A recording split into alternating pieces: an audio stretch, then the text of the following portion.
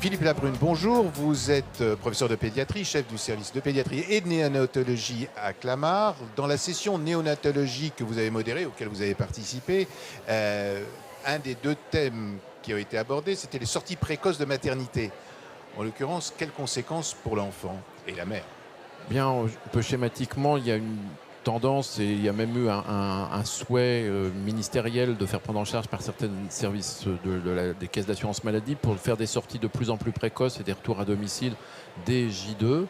Et il faut, pourquoi ne pas le faire, mais ça peut avoir des conséquences sur un certain nombre de situations potentiellement graves chez le nouveau-né, dont l'ictère, puisque l'ictère du nouveau-né est quelque chose d'extrêmement fréquent et qu'à J2, si on laisse sortir un enfant, il faut s'assurer qu'il n'est pas à risque de développer un ictère grave dans les 24, 48, 72 heures qui suivent, puisqu'on a encore malheureusement quelques observations, pas très fréquentes, mais elles ne devraient pas exister, de toxicité neurologique de la bilirubine chez des nouveau-nés qui ont été, dans la plupart des cas, insuffisamment surveillés ou insuffisamment pris en charge.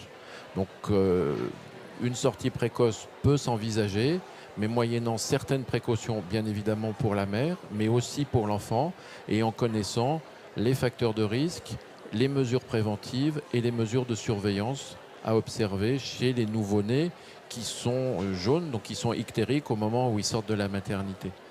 Il n'y a pas beaucoup de recul encore et donc il n'y a pas beaucoup de littérature sur les conséquences éventuelles de ces sorties précoces.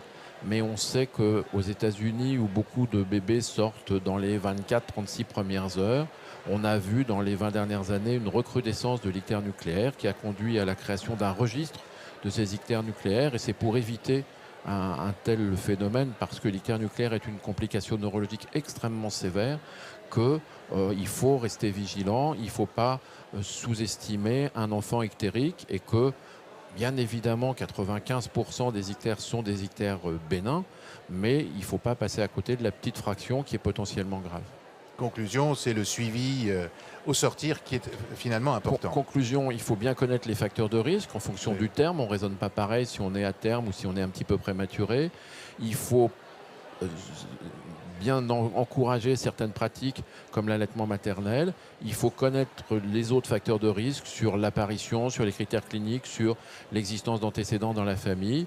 Il faut avoir une mesure objective de la bilirubine, éventuellement par mesure non invasive à travers la peau, chez tout nouveau-né jaune, à un moment ou à un autre avant qu'il ne sorte. Autre sujet, le déficit en MCAD. En quelques mots, qu'est-ce qu'il faut savoir aujourd'hui de cette pathologie? Ce sujet donc, a été abordé et développé par François Feillet, qui est le responsable du centre de référence maladies métaboliques au CHU Brabois à Nancy et qui est très impliqué dans les dépistages des maladies métaboliques depuis très longtemps au sein de l'Association française pour le dépistage et la prévention des handicaps de l'enfant. Le déficit en MCAD est une maladie qui fait que lors du jeûne, les acides gras ne sont pas correctement utilisés pour être transformés en corsets toniques. Lorsqu'on jeûne, on doit produire du sucre.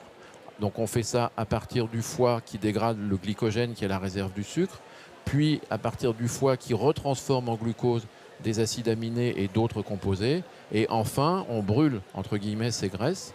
Les acides gras arrivent au foie pour former des corsets toniques qui sont des substrats extrêmement importants pour le jeûne. Dans le déficit en MCAD, pour médium chaîne acyl-CoA déshydrogénase, des acides gras à chaîne moyenne, par comparaison avec des acides gras à chaîne courte ou des acides gras à chaîne longue ou à chaîne très longue, cette dégradation des acides gras ne se fait pas dans la mitochondrie et les enfants, essentiellement, les adultes c'est beaucoup plus rare, qui ont cette maladie, peuvent, à l'occasion de jeûne, de stress, d'infection, développer des accidents graves neurologiques, cardiaques, avec une hypoglycémie sans fabrication de corsets toniques.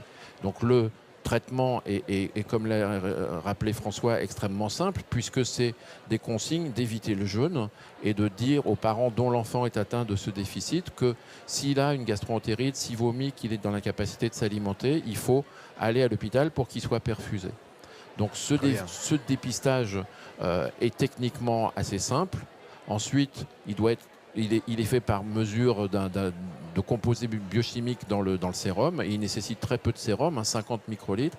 Ensuite, il doit être complété par une analyse génétique et les parents et l'enfant doivent être vus dans un centre de référence par des médecins qui connaissent. Je vous remercie. Merci à vous.